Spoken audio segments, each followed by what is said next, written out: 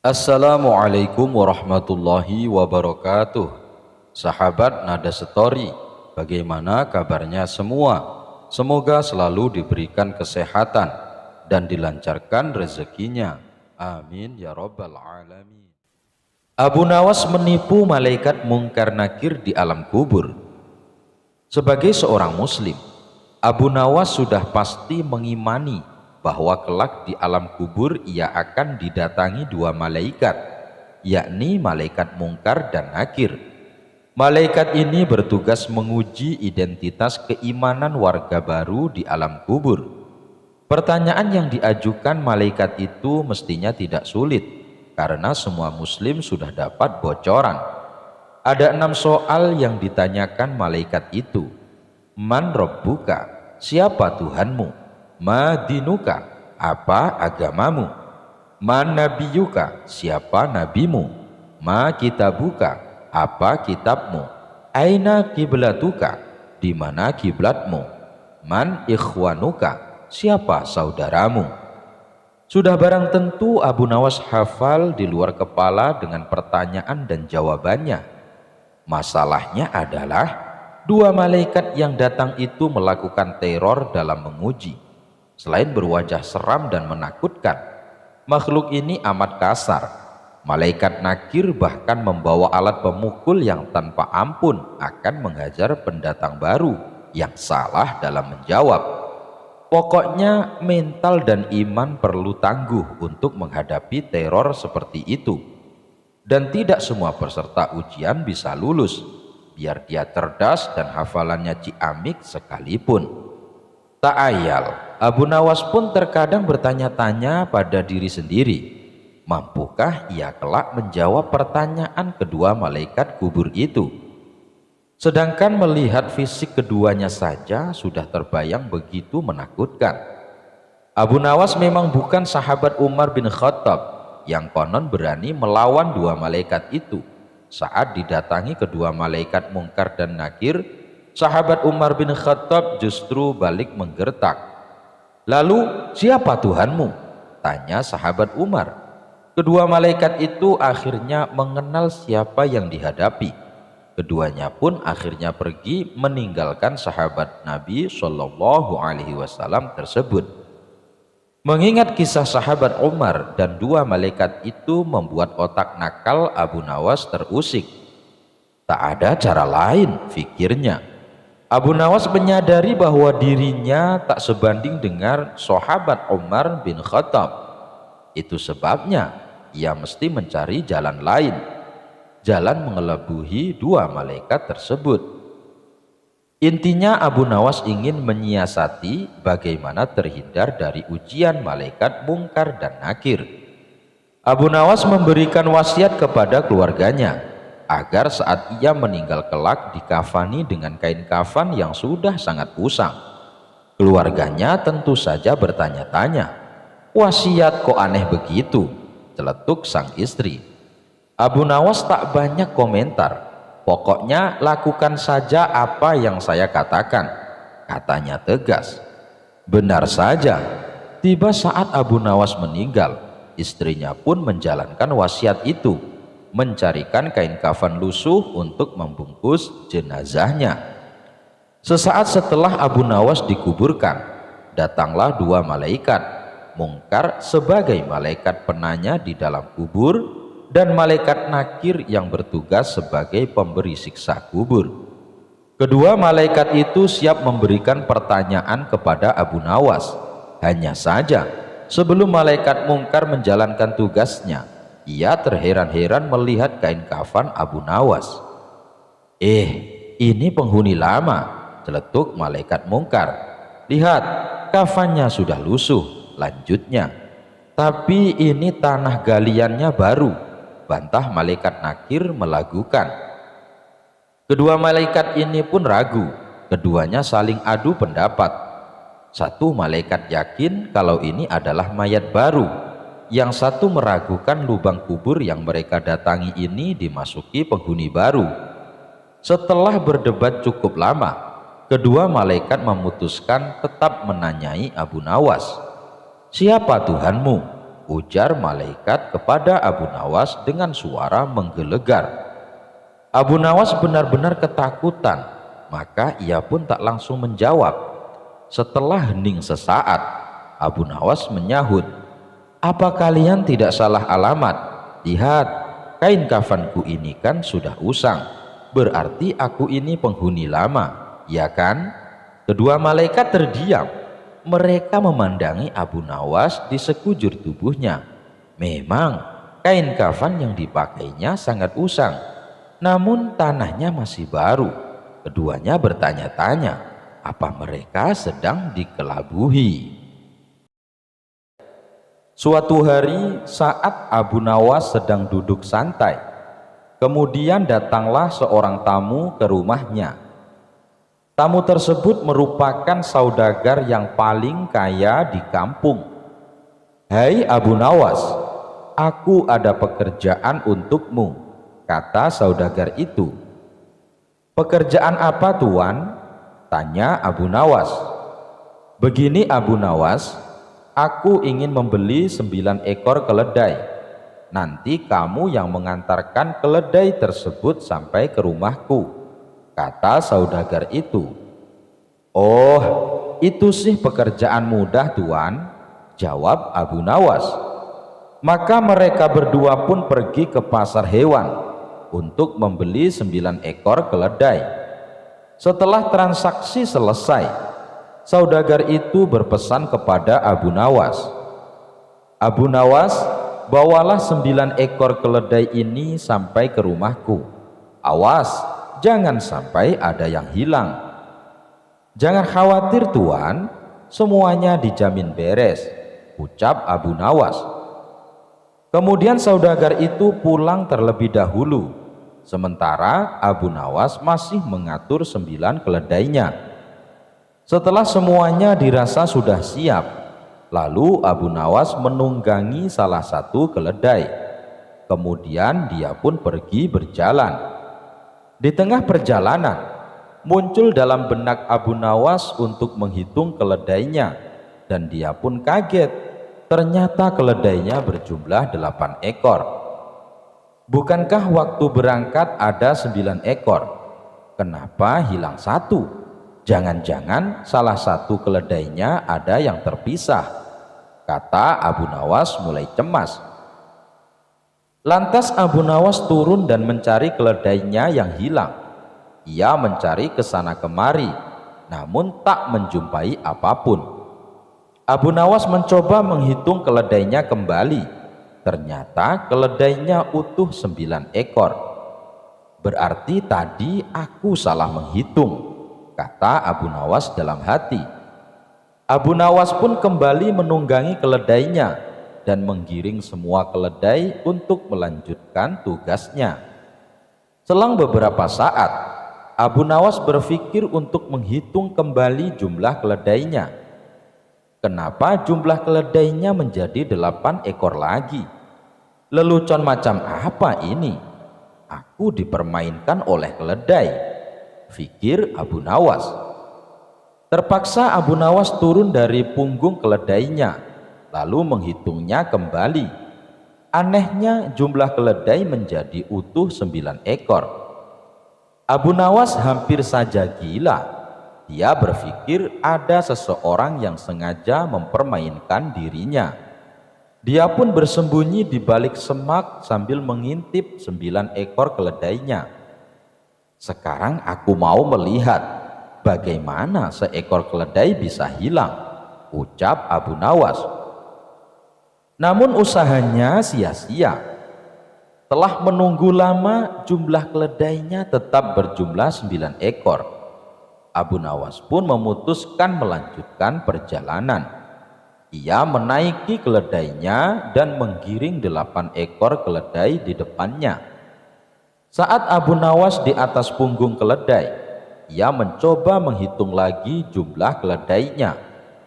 Sungguh aneh, jumlahnya menjadi 8 ekor lagi. Kenapa bisa begini? Ucap Abu Nawas mulai stres. Tiba-tiba datanglah lelaki tua dan menghampiri Abu Nawas.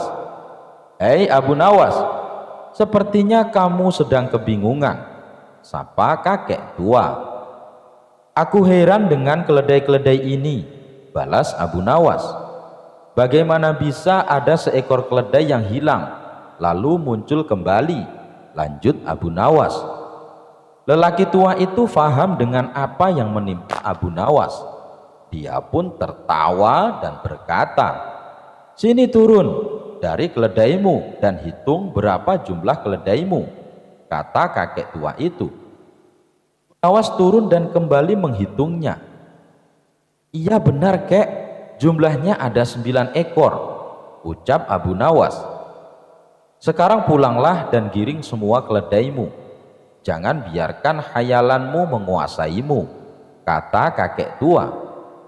Abu Nawas mengikuti kata kakek tua tadi dan segera melanjutkan perjalanan. Lagi-lagi saat Abu Nawas menaiki keledainya, ia menghitung jumlah keledai yang digiring. Jumlahnya hanya 8 ekor. Abu Nawas langsung berteriak minta tolong pada si kakek tua. "Lihatlah kek, aku tidak berkhayal, jumlahnya menjadi 8 ekor, kata Abu Nawas. "Hei Abu Nawas, kamu hanya menghitung keledai di hadapanmu, sementara keledai yang kau tunggangi tidak dihitung. Ya jelas saja jumlahnya hanya 8 ekor, kata kakek tua kembali tertawa. Abu Nawas seketika kembali menyadari kelalaiannya. Ternyata sepandai-pandainya orang atau secerdik-cerdiknya orang, suatu saat pasti akan merasakan kelalaian. Pada suatu waktu, Abu Nawas bersama beberapa orang temannya sedang duduk bercerita. Setelah mereka selesai mengikuti sembahyang jamaah maghrib, mereka bercerita tentang kehidupan keagamaan. Kebetulan mereka menyinggung suatu masalah yang mengatakan bahwa orang buta itu tidak berdosa karena pintu masuknya dosa tertutup baginya. Alasannya karena matalah yang selalu melihat ke sana kemari yang dapat mendatangkan dosa. Akan tetapi Abu Nawas tidak menyetujui pendapat tersebut dan berniat akan membuktikannya. Keesokan harinya Abu Nawas berjalan-jalan dengan maksud untuk bertemu dengan orang buta. Dia mau membuktikan pendapatnya bahwa orang buta pun dapat pula berbuat dosa. Ia menyiapkan pundi-pundi dan mengisinya dengan uang ringgit. Tidak beberapa lama Abu Nawas berjalan, ia benar-benar menemukan orang buta. Abu Nawas memperhatikan gerak-gerik orang buta itu yang sedang berjalan dengan tongkatnya. Kemudian ia berpura-pura pula menjadi orang buta sambil membawa tongkat. Lalu ia sengaja menabrak orang buta itu seraya berkata, "Aduh, sungguh malang nasibku sebagai orang buta, ditabrak oleh orang yang tidak memiliki rasa belas kasihan."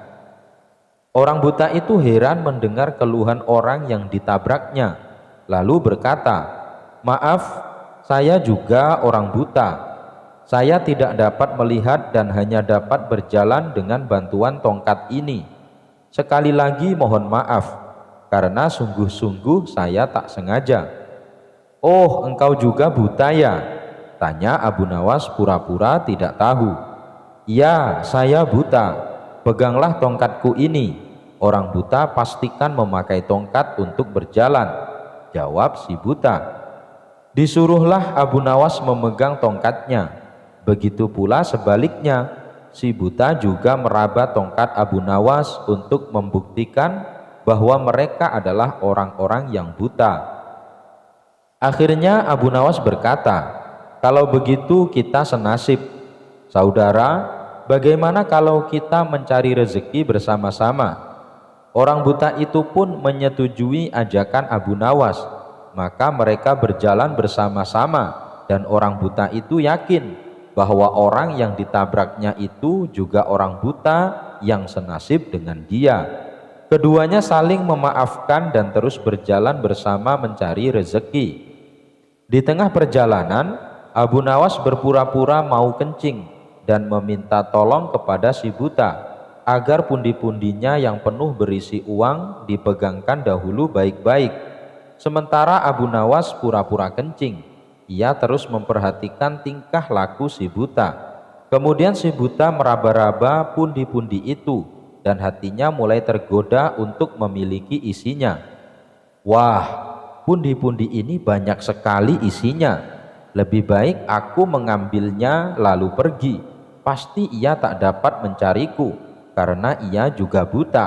Fikir si buta tersenyum. Ia lalu meninggalkan Abu Nawas dan mencari tempat persembunyian agar si Abu Nawas tidak dapat menemukannya. Dalam situasi demikian, Abu Nawas berpura-pura mencari si buta dan meminta pertolongan kepada Tuhan. Ya Tuhan, malang benar nasibku. Tadi saya ditabrak orang, sekarang uang saya yang dilarikan orang. Sial benar aku. Ya Tuhan, semoga orang yang mengambil uang saya terkena lemparan batu ini, tepat pada tulang keringnya, biar tahu rasa dia. Setelah itu, dengan jitu Abu Nawas melempari si buta dan persis kena tulang keringnya. Aduh, aku kena, gumam si buta meringis kesakitan. Hal ini membuat si buta kelabakan. Ia segera beranjak mencari lagi tempat persembunyian untuk menghindari Abu Nawas. Akan tetapi Abu Nawas yang pura-pura buta itu mengikuti si buta kemanapun ia pergi. Setelah dekat, Abu Nawas memohon lagi kepada Tuhan. Ya Tuhan, semoga orang yang mengambil pundi-pundiku terkena lagi lemparan batu pada kepalanya. Tak lama kemudian terdengar lagi suara kesakitan dari si buta. Aduh, kena lagi nih, kepalaku jadi benjol. Si buta memegangi kepalanya yang benjol. Maka si buta panik dan heran. Kok doanya terkabul lagi? Ah, itu hanya kebetulan. Si buta menghibur diri. Lalu ia menghindar lagi dan terus menghindar. Tetapi Abu Nawas tetap mengikutinya terus.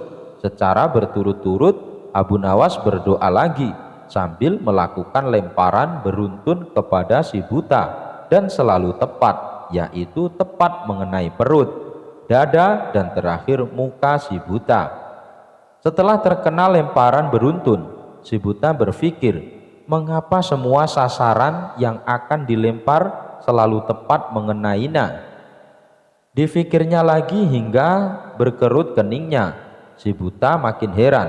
Ia curiga. Tak lama kemudian, barulah si buta menyadari bahwa temannya itu Abu Nawas mempermainkannya. Antara marah dan was-was, si buta berkata, kalau begitu saudara tidak buta, saudara hanya mempermainkan saya. Ambillah kembali pundi-pundimu ini. Akhirnya si buta menyerahkan pundi-pundi itu kepada Abu Nawas dengan penuh kesedihan dan penyesalan terhadap nasibnya. Abu Nawas sendiri pulang sambil tersenyum kegelian. Ia puas karena dapat membuktikan bahwa orang buta dapat juga berbuat dosa.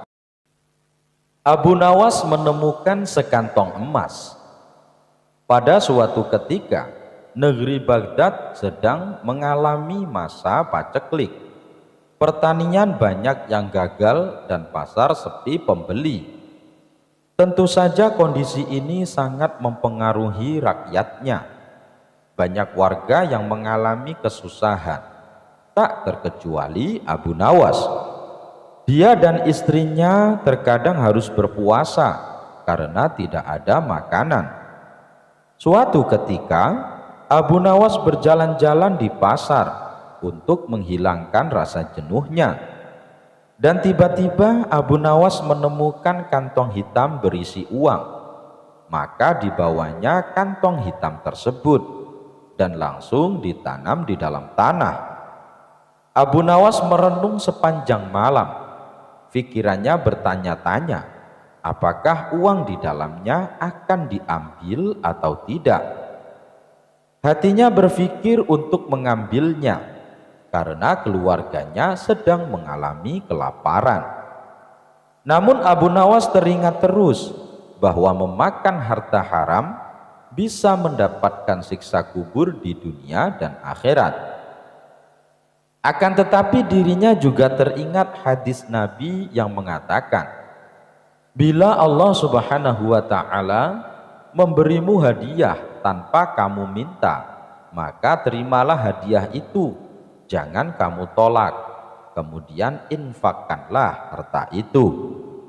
Ketika mengingat hadis tersebut, Abu Nawas berkata kepada dirinya sendiri, sungguhkah ini hadiah dari Allah Subhanahu wa ta'ala, dan hadiah itu bagi orang yang menemukan uang tersebut. Namun hal itu tidak menjadikan Abu Nawas membuka kantong temuannya dan masih menunggu barangkali pemiliknya akan datang. Hari pun berlalu, dan ketika Abu Nawas kembali berjalan-jalan di pasar, ia mendengar seorang saudagar lelaki kaya sedang mengumumkan bahwa kantongnya hilang. Wahai para penduduk Baghdad, barang siapa yang menemukan kantong hitam berisi uang 1000 dinar, maka kembalikanlah dengan jaminan dari Allah Subhanahu wa ta'ala. Mendengar hal tersebut, lalu Abu Nawas mendekati lelaki tersebut dan berkata, wahai tuan, negeri kami sedang mengalami masa paceklik. Banyak di antara kami yang hidup miskin.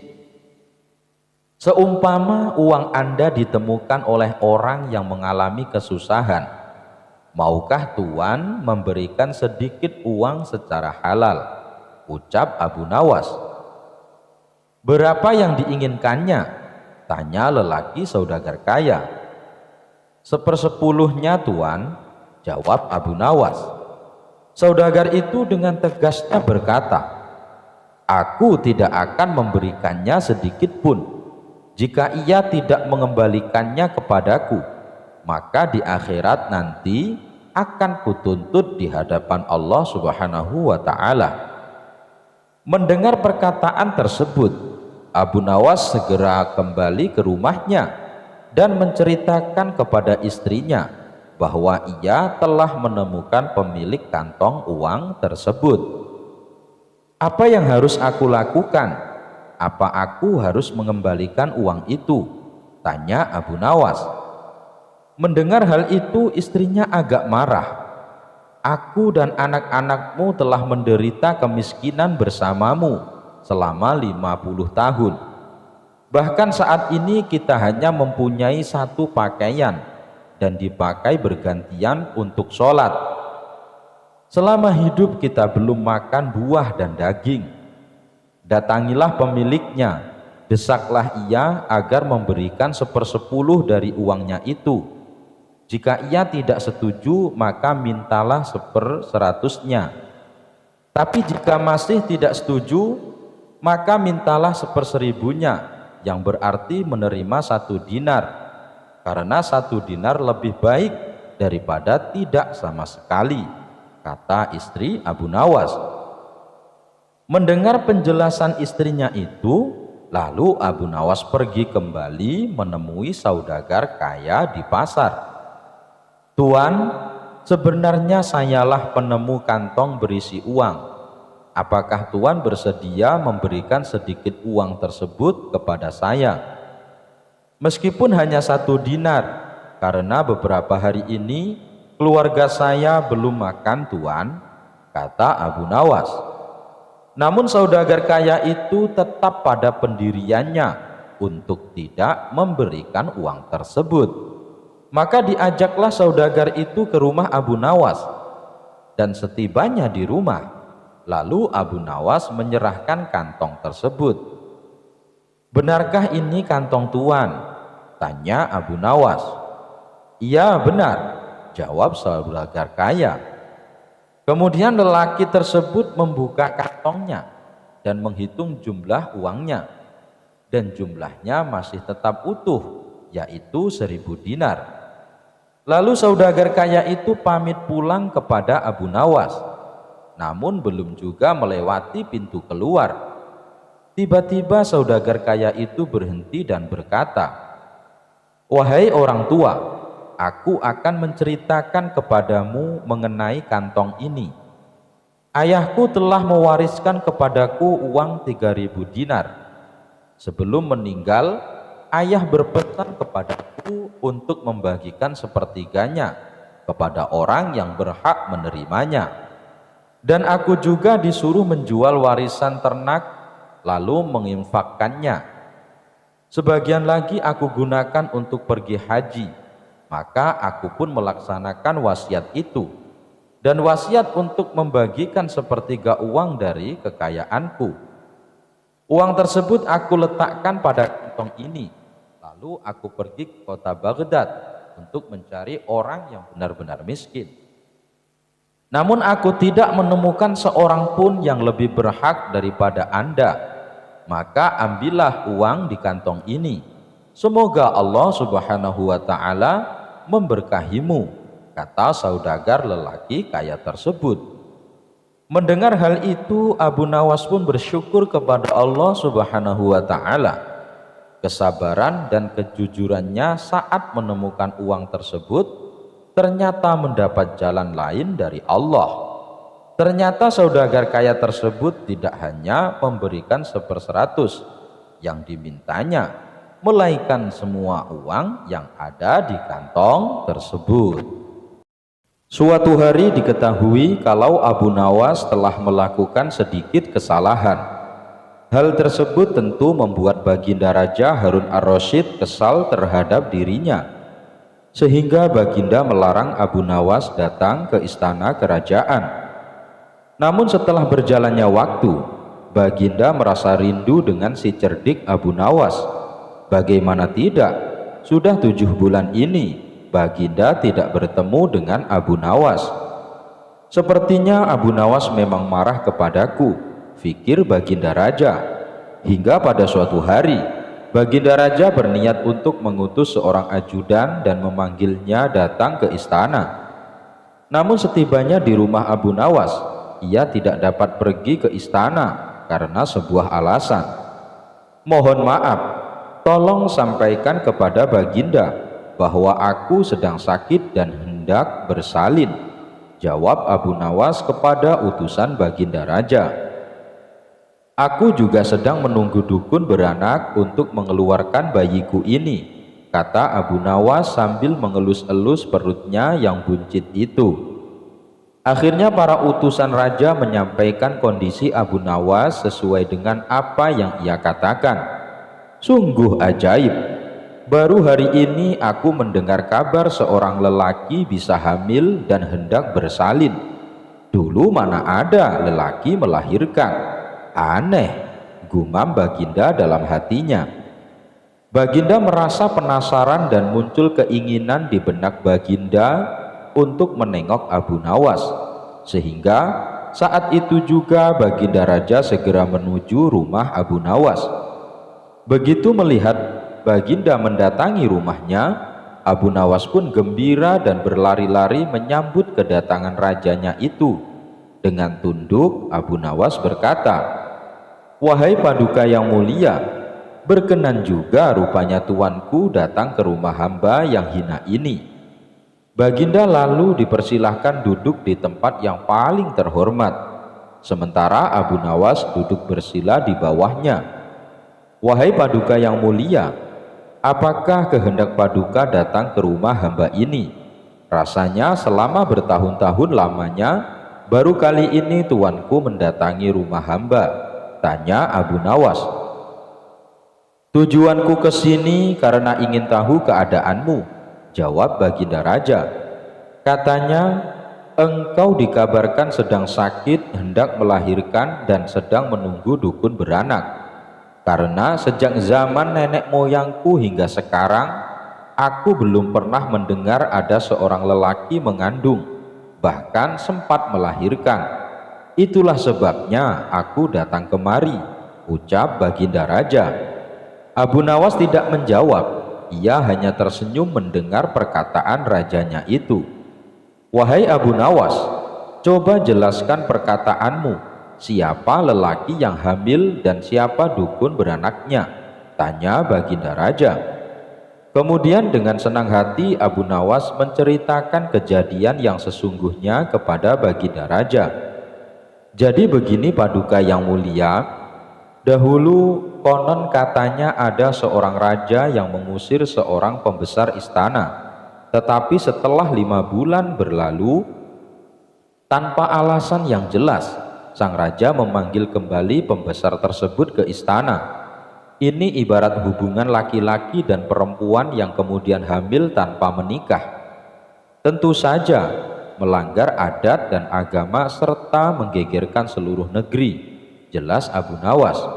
Lagi pula apabila seorang mengeluarkan titah, maka secara otomatis tidak boleh mencabut perintahnya lagi. Jika itu dilakukan, ibarat menjilat air ludah sendiri, karena itulah tanda-tanda pengecut. Oleh karena itu, harus berpikir matang sebelum bertindak. Dapat diibaratkan dengan seorang lelaki yang hendak bersalin. Adapun dukun beranak yang ditunggu adalah kedatangan Baginda kemari, ucap Abu Nawas. Dengan Baginda datang kemari, berarti hamba sudah melahirkan.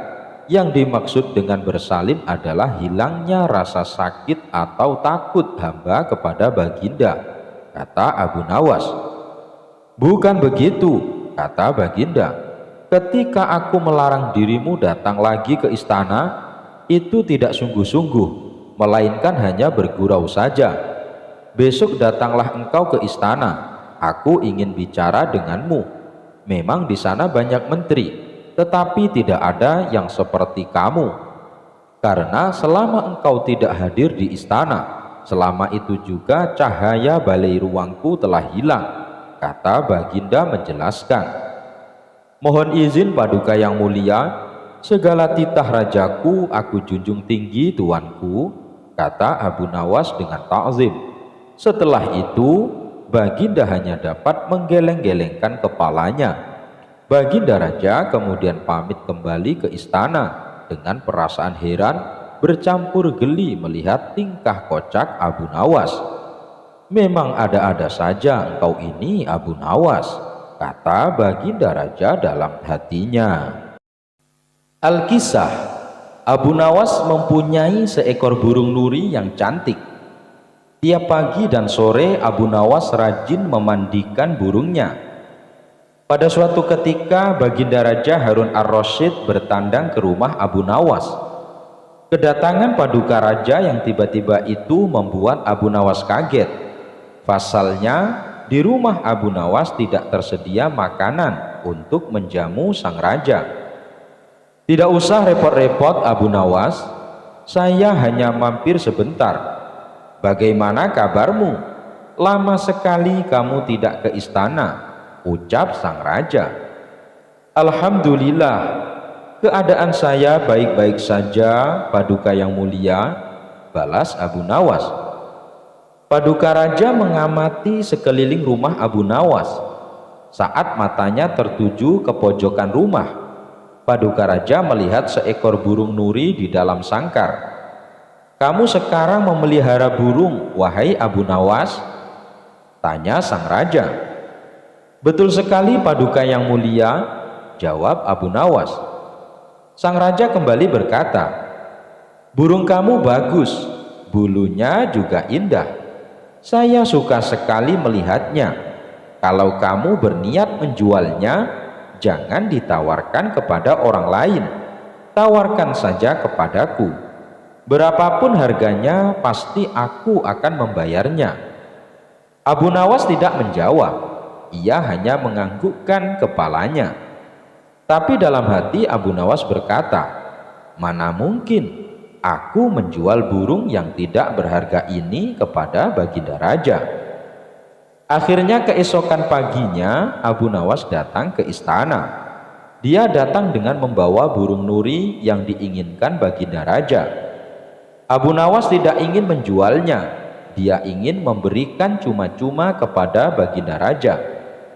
Tapi di pintu gerbang istana, 2 orang pengawal menahannya. Mereka berdua adalah kepercayaan menteri istana yang dengki kepada Abu Nawas. "Ada keperluan apa kamu datang kemari?" tanya pengawal. Abu Nawas menjawab, "Tempo hari Paduka Raja datang ke rumah saya dan menyukai burung saya. Oleh sebab itu saya ingin memberikan burung ini kepada Paduka Raja." Salah seorang pengawal berkata, "Tinggalkan saja burung jelek itu di sini. Biar aku yang menyerahkannya kepada Paduka Raja." Abu Nawas pun menurut. Dalam situasi seperti ini ia tidak mungkin melawan. Tapi suatu saat mereka pasti akan mendapatkan balasannya. Kedua pengawal itu lalu menukar burung Abu Nawas dengan burung gereja.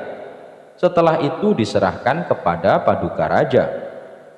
"Paduka yang mulia, ini ada titipan burung dari Abu Nawas," ucap pengawal kurang ajar. "Abu Nawas," kata sang raja dengan nada penuh emosi. Sang raja merasa terhina dengan perbuatan Abu Nawas. Burung nuri yang diharapkannya, tapi burung gereja yang dikirimkan. Sang menteri yang dengki kepada Abu Nawas tersenyum puas melihat kinerja anak buahnya. "Kali ini engkau pasti akan kena hukuman, wahai Abu Nawas," ujarnya dalam hati. Tanpa menunggu waktu, saat itu juga Baginda Raja mendatangi Abu Nawas. "Hai Abu Nawas, kalau keberatan menjual burung nuri kepadaku, aku tidak apa-apa. Tapi jangan kau kirim burung gereja ke istana. Itu suatu penghinaan buatku," kecam Baginda dengan mata memerah, menahan amarah. Abu Nawas kaget mendengar perkataan Paduka Raja. Padahal yang ia kirimkan adalah burung nuri, sesuai dengan keinginan sang raja. Tapi Abu Nawas tidak mempunyai saksi untuk membuktikannya. Sedangkan kedua pengawal yang menghadangnya di istana adalah orang kepercayaan menteri yang dengki kepada dirinya. Tapi Abu Nawas tidak kehilangan akal. "Begini Paduka yang mulia," tutur Abu Nawas, mencoba meredakan amarah Baginda. "Istana Paduka telah kemasukan 2 orang penyihir." Raja bertanya heran, "Penyihir yang mana, wahai Abu Nawas? Siapa mereka?" Abu Nawas menjawab, "2 orang penjaga pintu istana itulah penyihirnya. Mereka telah menyihir burung nuri menjadi burung gereja. Kalau Paduka tidak percaya, tunggulah besok di istana. Paduka akan menyaksikan sendiri betapa hebatnya sihir mereka. Saya masih punya burung satu lagi untuk Paduka Raja." Sang raja bertanya, "Burung apa itu, wahai Abu Nawas?" "Burung pipit Paduka yang mulia," balas Abu Nawas. "Apa, burung pipit? Kamu sendiri kan tahu, saya tidak suka dengan burung pipit." "Sebentar sang raja, sabar dulu. Paduka yang mulia, besok pagi saya akan ke istana membawa burung pipit. Nanti bisa disihir menjadi burung nuri oleh kedua pengawal yang menjaga pintu istana." Pagi-pagi sekali Abu Nawas sudah tiba di istana. Dia membawa burung pipit banyak sekali. Di depan gerbang lagi-lagi Abu Nawas dicegat oleh kedua pengawal. "Ada perlu apa lagi kau di sini?" hardik si pengawal. "Sudah kubilang, Paduka Raja sedang tidak menerima tamu." Abu Nawas menjawab, "Maaf, kemarin aku keliru. Aku sebenarnya ingin memberikan burung pipit ini kepada Paduka, tapi aku keliru mengambilnya. Paduka pasti marah-marah mendapat kiriman burung nuri tersebut.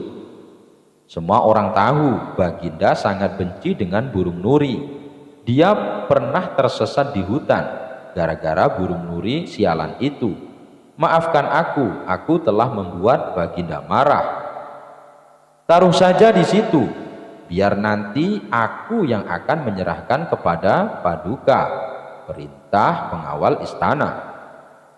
Terpengaruh bujukan Abu Nawas, kedua kaki tangan yang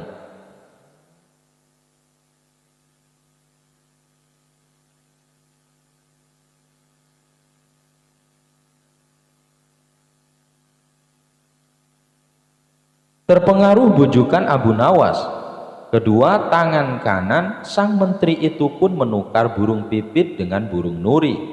Setelah itu mereka menyerahkannya kepada Baginda Raja. Keduanya bersukaria karena sebentar lagi Abu Nawas pasti akan mendapatkan hukuman yang berat dari sang raja. Paduka yang mulia, ini ada kiriman burung nuri dari Abu Nawas, ucap salah satu pengawal. Sang raja terperangah kaget. Ternyata benar apa yang dikatakan Abu Nawas. Kedua pengawal ini bisa menyihir alias menggelapkan barang yang bukan haknya. Ini burung nurinya. Lalu mana burung pipitnya? Sindir Baginda yang langsung membuat wajah kedua pengawal itu pucat pasi.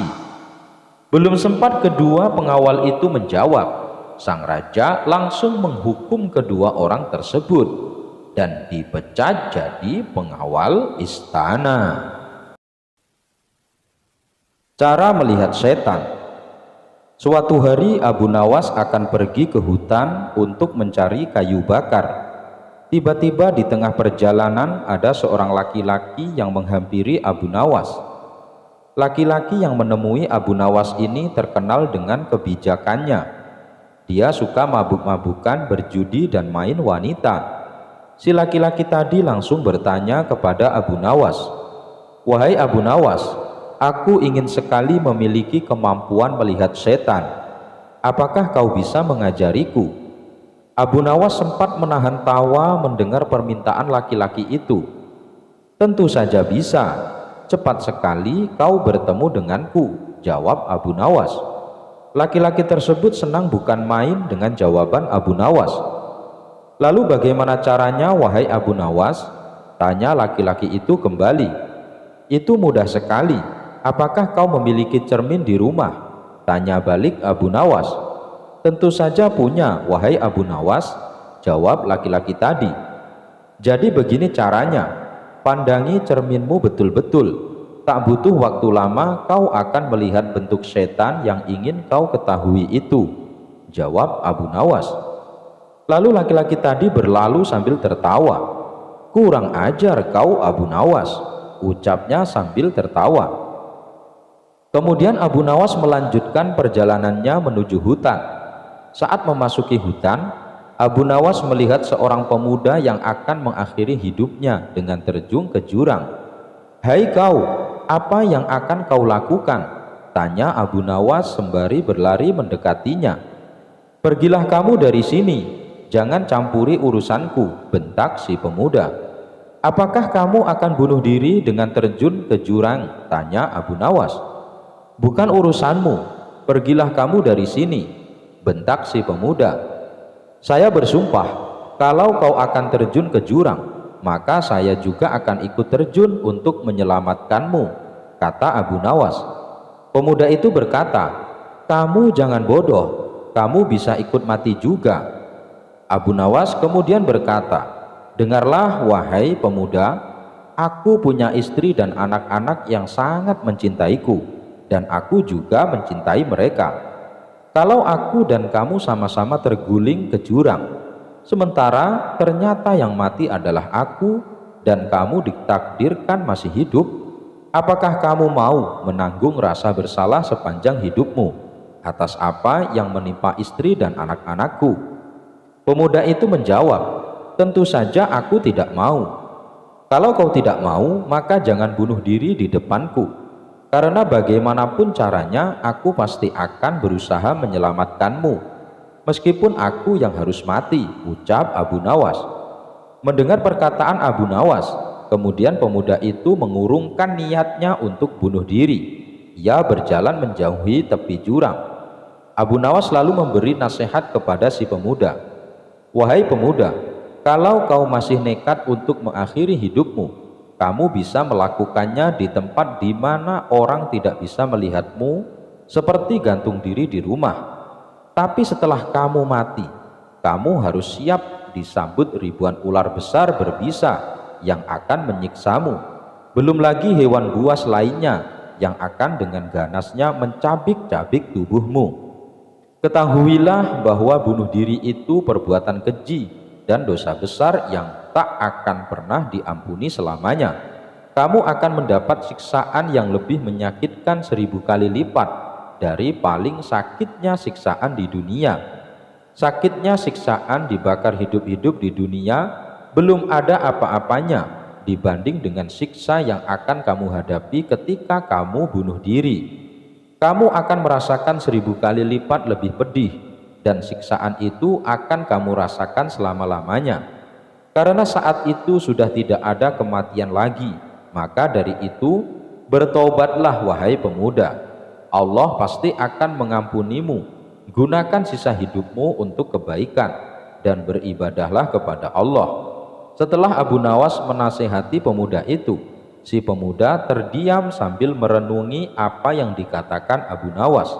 Abu Nawas pun pergi meninggalkannya dan melanjutkan mencari kayu bakar di hutan. Dikisahkan ada salah satu prajurit kerajaan, sebut saja namanya Abu Jahil. Abu Jahil ini sangat tergoda oleh kecantikan sang permaisuri. Kebetulan Abu Jahil merupakan salah satu prajurit yang ditugaskan mengawal sang permaisuri. Kemanapun sang permaisuri pergi, Abu Jahil senantiasa mengawal dan mendampinginya. Karena seringnya bertemu, maka timbullah rasa cinta pada diri Abu Jahil.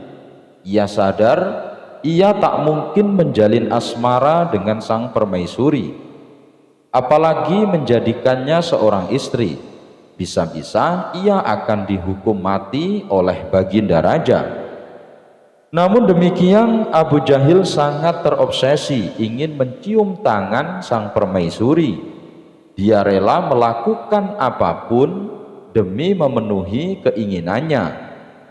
Suatu hari Abu Jahil mendatangi rumah Abu Nawas. Ia beranggapan bahwa Abu Nawaslah orang yang paling dekat dengan keluarga kerajaan. Abu Jahil lalu curhat kepada Abu Nawas mengenai hasratnya kepada sang permaisuri. Ia berharap Abu Nawas mau membantunya. "Kamu sudah gila ya? Kalau ketahuan kamu bisa dihukum mati oleh Baginda," tutur Abu Nawas. "Ya, saya tahu dan saya juga tidak ada niatan menjalin asmara. Mana mungkin sang permaisuri mau denganku. Saya hanya ingin mencium tangannya. Hanya itu saja keinginanku.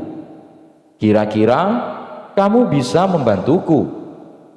Nanti kalau sampai berhasil, aku akan membayarmu 100 koin emas," kata Abu Jahil merayu.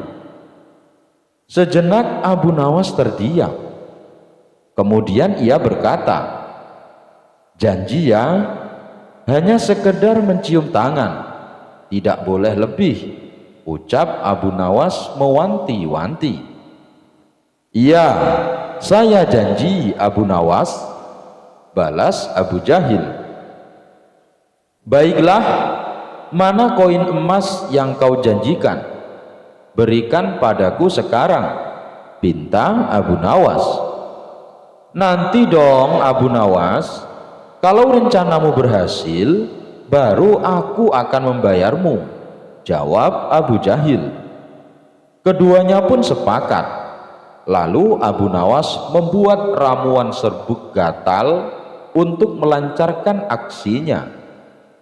Setelah ramuan serbuk gatalnya sudah jadi, Abu Nawas memberikannya kepada Abu Jahil.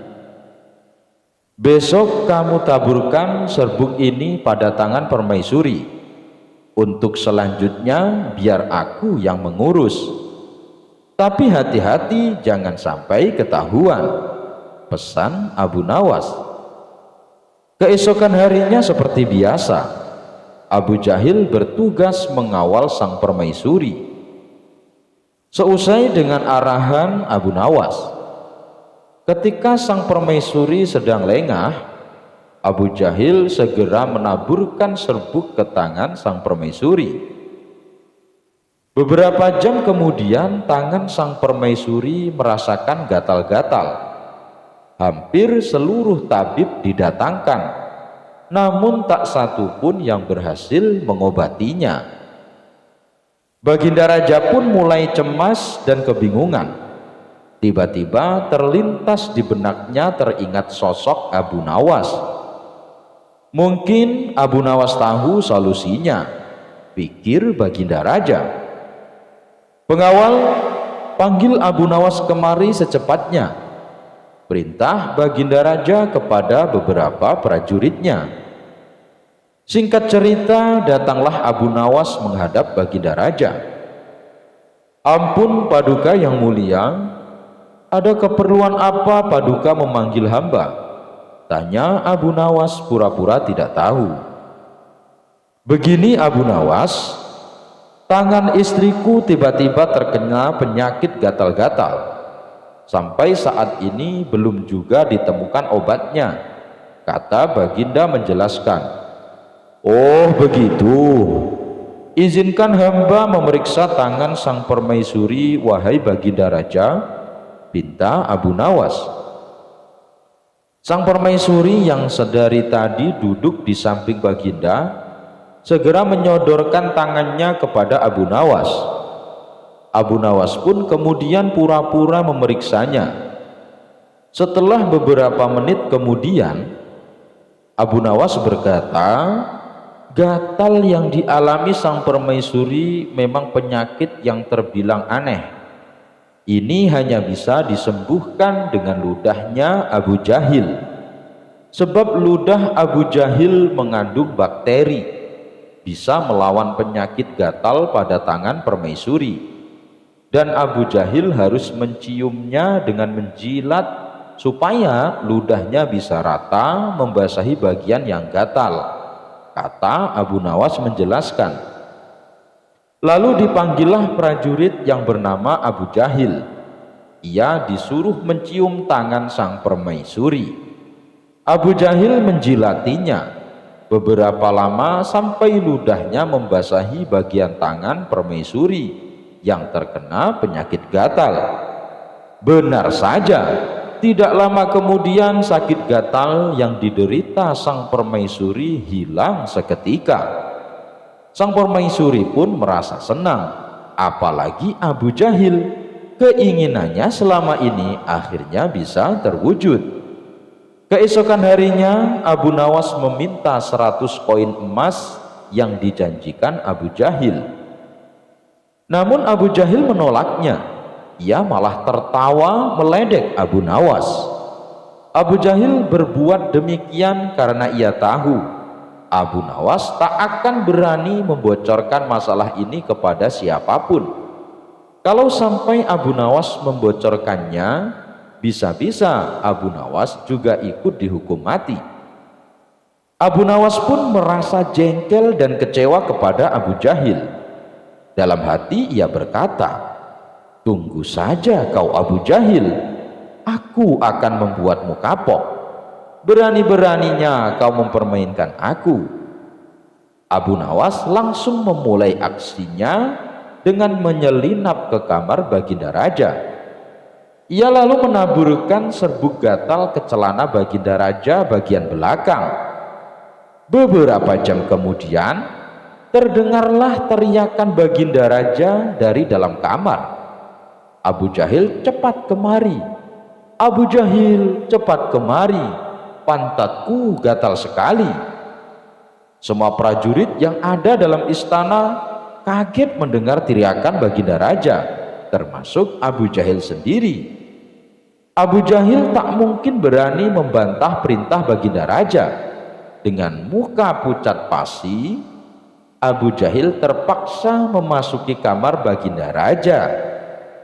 Tentunya kalian bisa menebak dan membayangkan apa yang akan dilakukan oleh Abu Jahil.